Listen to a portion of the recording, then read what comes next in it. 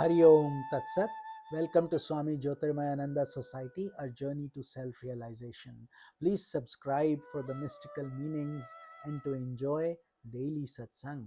We are currently exploring Srimad Bhagavad Gita, commentaries by my worshipful Guruji, Swami Jyotirmayananda Maharaj, narrated by myself, Swami Nikhilananda. We are currently on chapter 13, known as Kshetragya Vibhag Yog, the field and the knower of the field. And today we are starting from Shloka number 9. Lord continues to discuss the qualifications of real wisdom.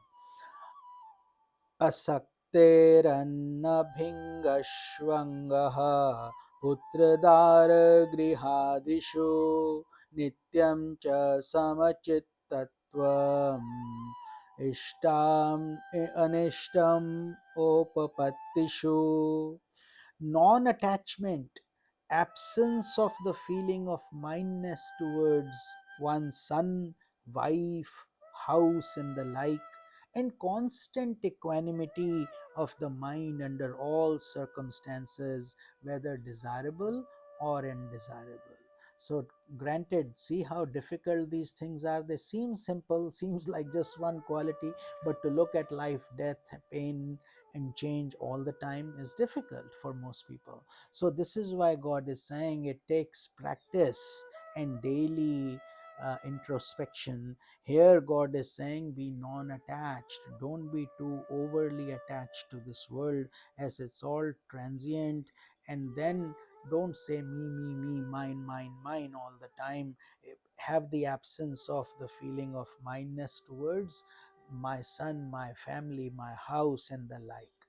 Meaning, make it all thine, it's all God's. He has given it to us, He can take it away anytime. So live in gratitude and constant equanimity of the mind under all conditions, because life will alternate with prosperity and adversity. So don't be overly excited in prosperity or overly dejected in adversity. So desirable and undesirable outcomes will come, but how you react is up to you.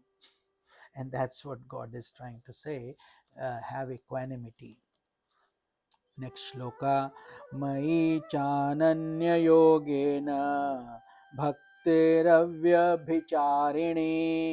vivitta desha se vitvamara artir jan sansadi. Unflinching devotion to me, God says, through the yoga of inseparability, meaning you unite yourself with God. Abiding in the inner solitude, meaning you start enjoying your inner realms, being by yourself, meditating, and finding time when you can be uh, by yourself to introspect upon things, to contemplate, meditate. So all these qualifications, and not delighting in the company of the worldly minded people, meaning when people are talking about name, fame, luxurious items and all this ostentatious talk, these devotees are very uncomfortable inwardly, because this is not their cup of tea anymore. So they excuse themselves and they prefer to be alone than to be in such a company. That is the meaning. Shloka number 11. अध्यात्मज्ञाननित्यत्वं तत्त्वज्ञानार्थदर्शनम् एतज्ज्ञानमिति प्रोक्तम् अज्ञानं यद् तोऽन्यथा.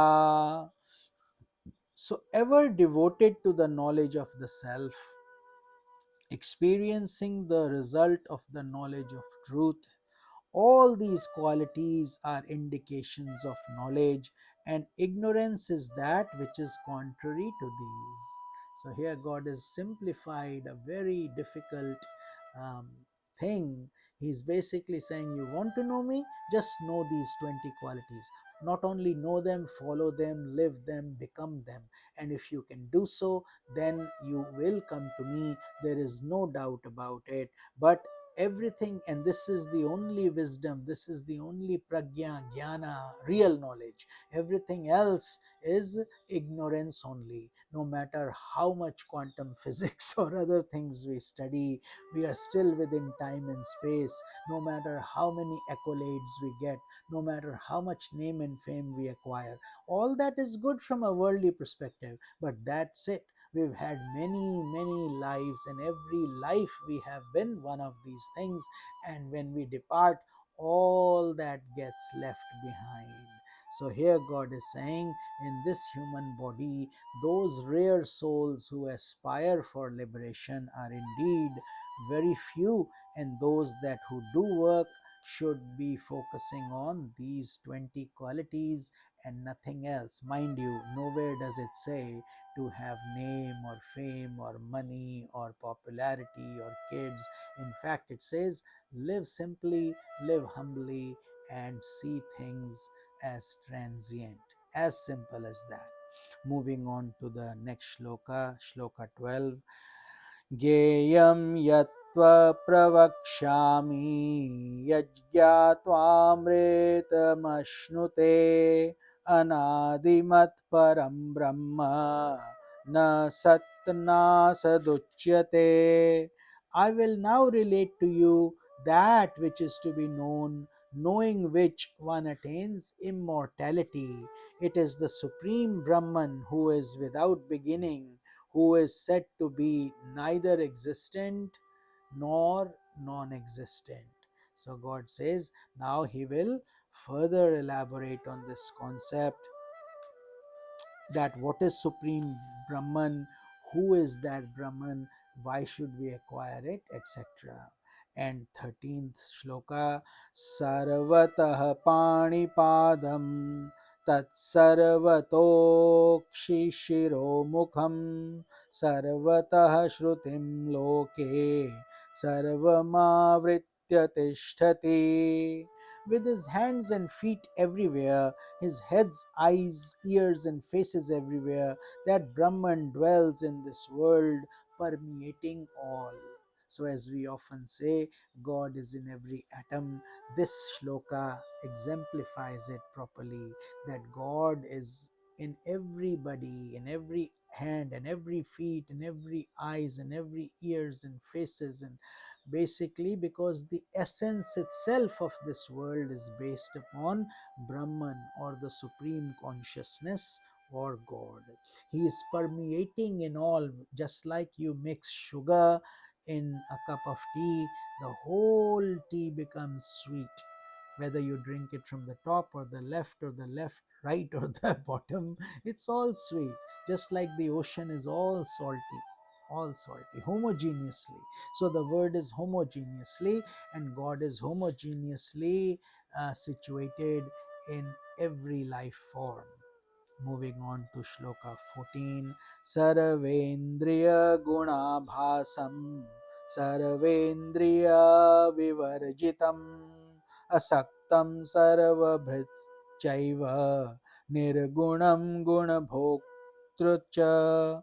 Or it is Brahman who illumines all the senses and at the same time transcends them. He is detached and yet is the sustainer of all. He is devoid of the gunas and yet is their enjoyer. And this is why finding God or connecting with God or getting self realization is such a mystical and a deep concept which is beyond explanation for most people, because it transcends the senses, mind, intellect, ego, and all those things. Because God is not only He creates the light, He becomes the light. He is detached and yet He sustains everything. Through Him, everything is happening. And although He is beyond the three gunas of sattva, rajas, tamas, yet He is the creator and the enjoyer of those gunas also. So, very deep, profound introspection is required to connect with God and to understand His glories. Shloka number 15. बहिरन्तश्च भूतानामचरं चरमेव च सूक्ष्मत्वात् तत्त्वविज्ञेयं दूरस्थं चान्तिके च तत्. That Brahman is within and without all that exists, the animate and the inanimate. Because of his subtle nature, he is not known through the senses. He is distant for the ignorant and at the very same time very near for the wise. So, this is further explaining God's mystical presence, that the ignorant people, as they are caught in Maya in the world, are far away from God, and those who are enlightened are within God, residing in God. They understand Him. So, therefore, God is says He is in the world and outside of the world. He is in the animate and inanimate, which means in the living things and also in um, stable things, things that don't move so much, like the stones, for example, or the mountains. God is in everything, and because of his subtle nature, because he is so mystical, our senses cannot grab him. Our mind, intellect, all these things are not adequate to grab him. Shloka 16. अविभक्तं च भूतेषु विभक्तमिव च स्थितं भूतभर्तृ च तज्ज्ञेयं ग्रसिष्णु प्रभविष्णु च. That Brahman is indivisible and appears as well to be divisible.